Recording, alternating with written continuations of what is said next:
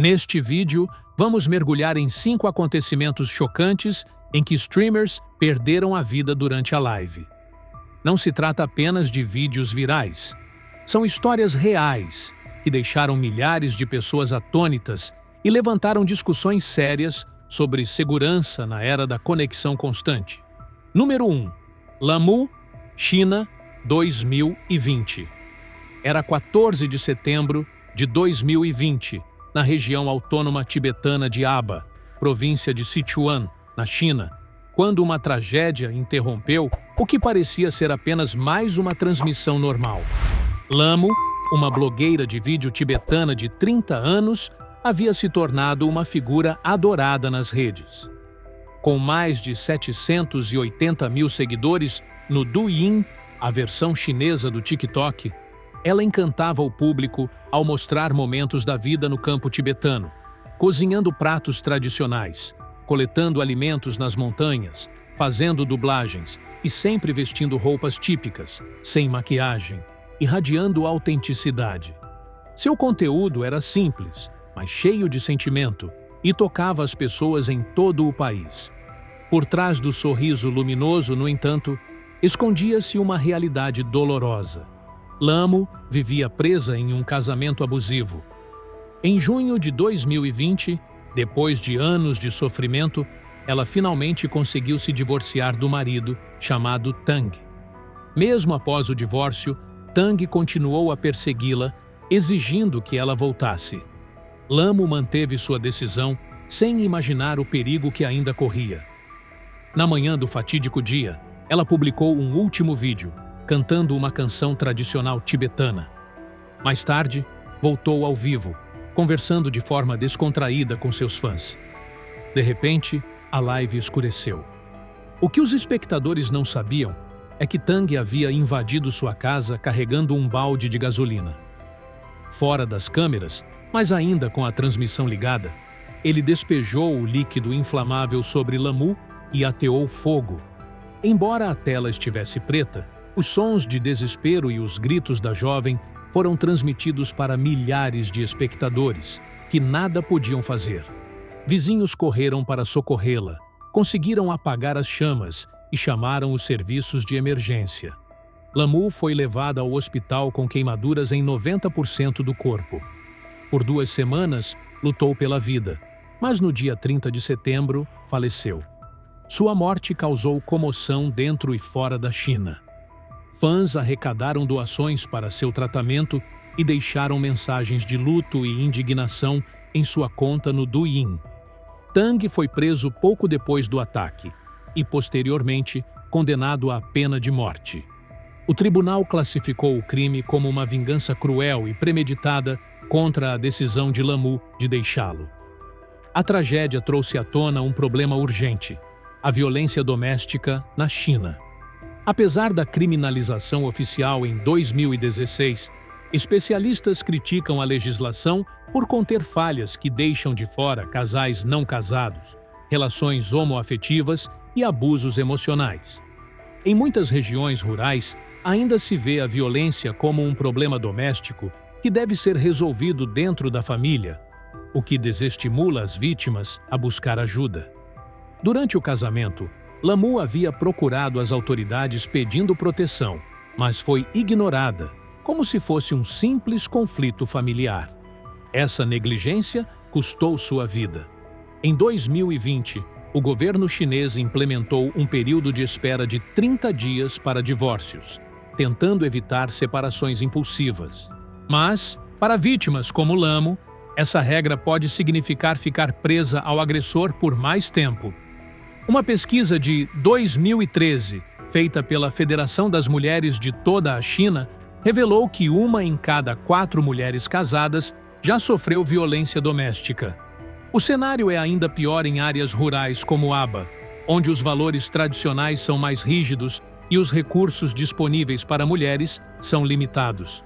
Após a sua morte, ativistas e fãs transformaram a página de Lamu em um memorial virtual.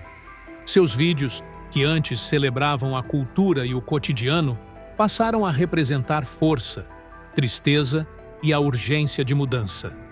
Alguns governos locais iniciaram medidas de prevenção, como bancos de dados para rastrear agressores. Mas muitos acreditam que ainda é pouco. Lamu viveu com graça, força e verdade. Sua morte foi uma perda devastadora, mas despertou debates que a China não pôde mais ignorar. Seu legado continua inspirando a luta por justiça, segurança e proteção real para quem sofre violência. Número 2. Yuri Duketskin, Rússia, 2021. Era 27 de janeiro de 2021, na cidade tranquila de Smolensk, na Rússia. Por volta das 6 da tarde, um rosto conhecido apareceu no canal polêmico First Step, no YouTube. Era Yuri Duketskin, de 60 anos, carinhosamente chamado de vovô pelos fãs. Ele já era uma presença constante nas transmissões do canal, conhecido por seu carisma em meio ao caos das lives. Mas, infelizmente, naquela noite, seria a última vez que Yuri apareceria ao vivo.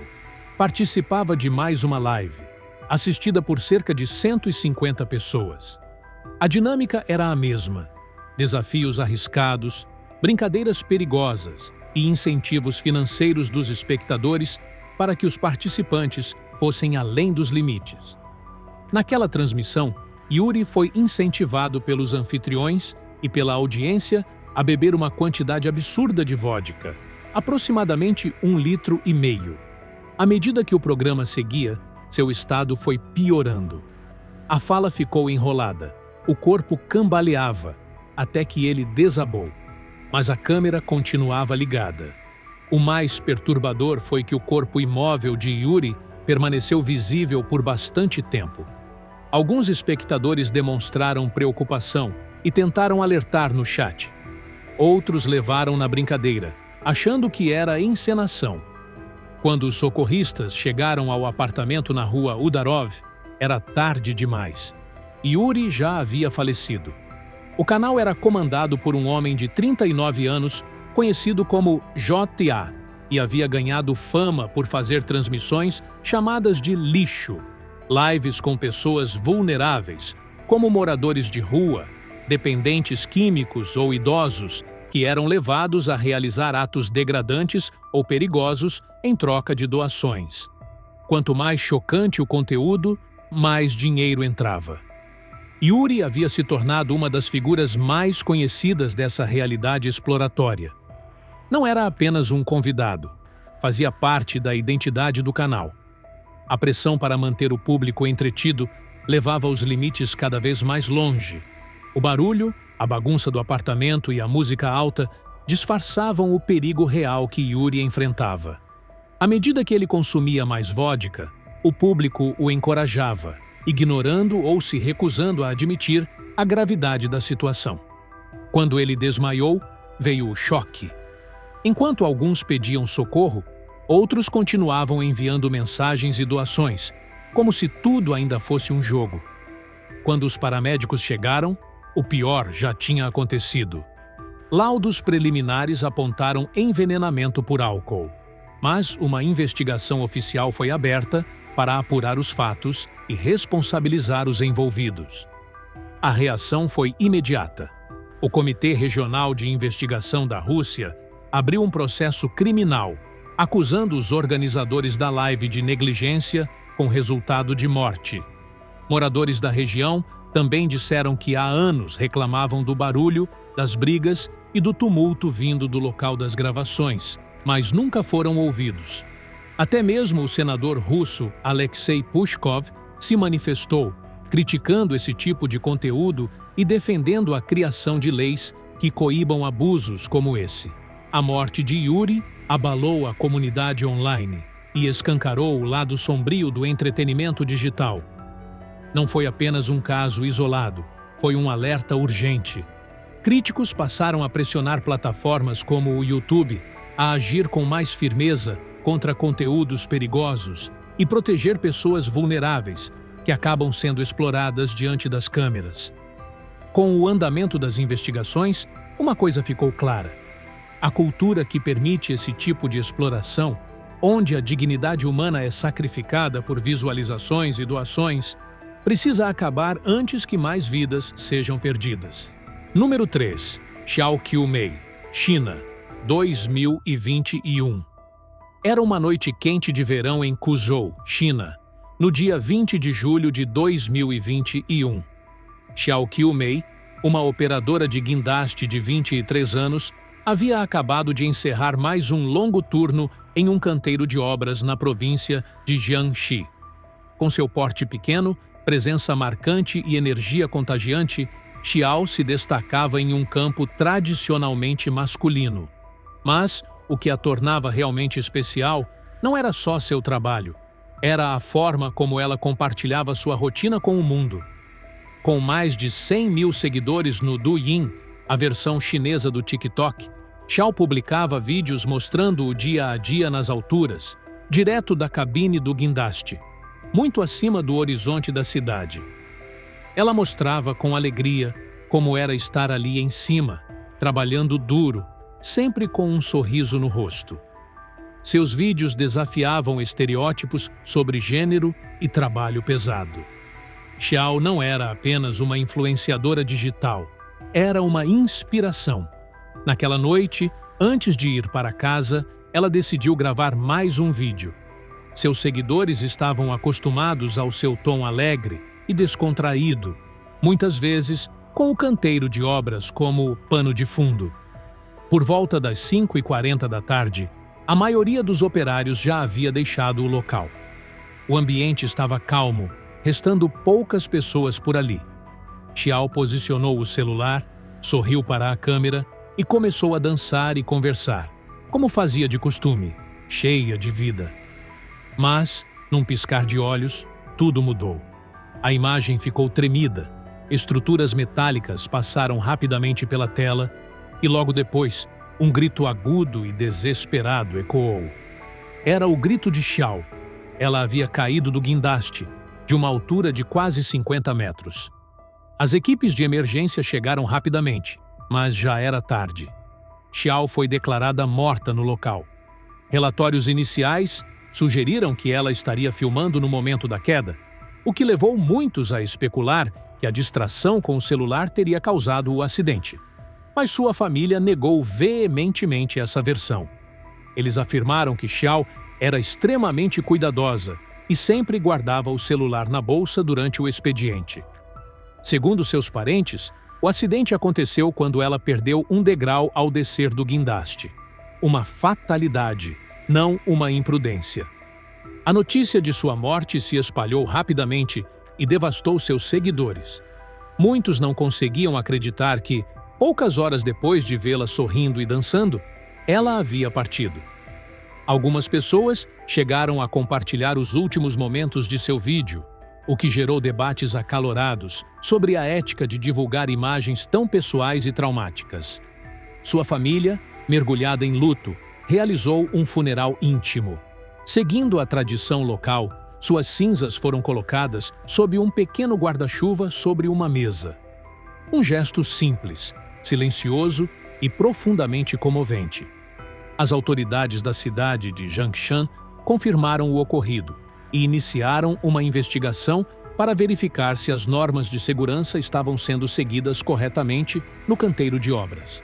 Nenhum outro detalhe foi divulgado ao público, mas o incidente reacendeu discussões sobre os riscos enfrentados por profissionais que atuam em alturas elevadas e sobre o impacto das redes sociais no ambiente de trabalho. A ascensão de Xiao à fama virtual se baseava em autenticidade. Ela nunca tentou parecer alguém que não era. Seus vídeos eram reais, acessíveis e cativantes. Mostravam ao mundo como é possível encarar tarefas difíceis sem perder a leveza da vida. Tudo isso enquanto cuidava de 2 filhos pequenos. Seus conteúdos lembravam ao público que os operadores de guindaste não são apenas figuras distantes no horizonte urbano. São pessoas essenciais. Número 4. Rio Honshu, Estados Unidos, 2024.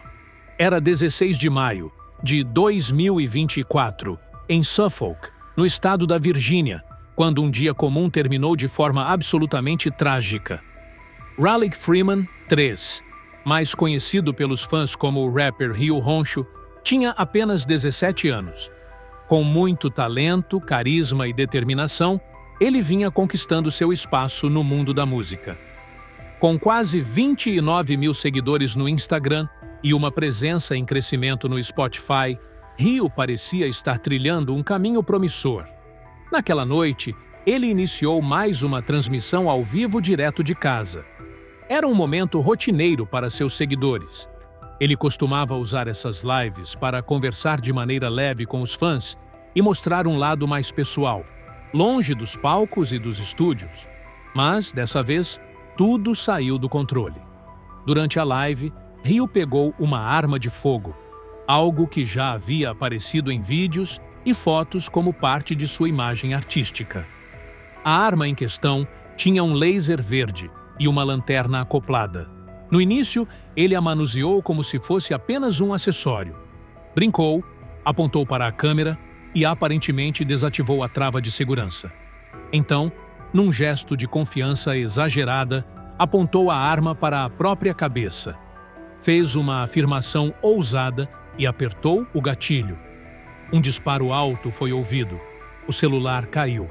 A live foi encerrada na hora. Muitos espectadores ficaram em choque, sem saber se o que haviam visto era real.